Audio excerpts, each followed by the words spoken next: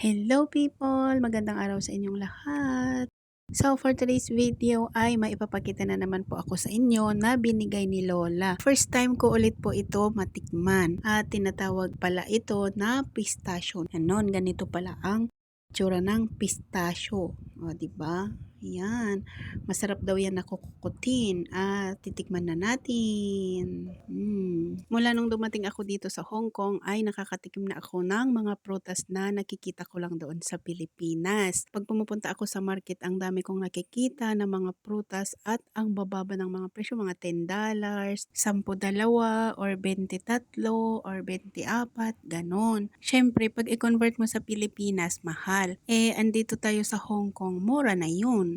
Sinong relate dyan yung nagko-convert pa bago bibili? Sabi nga ng iba, huwag ka na kasing mag-convert, be. Hindi ka makakabili pag nagko-convert ka pa. Kaya sa Pilipinas, lunuklaway na lang tayo kasi hindi ma-reach or hindi afford ang mga prutas. Pero dito, one to sawa naman. And that's for today. Thank you so much for watching. See you on my next video.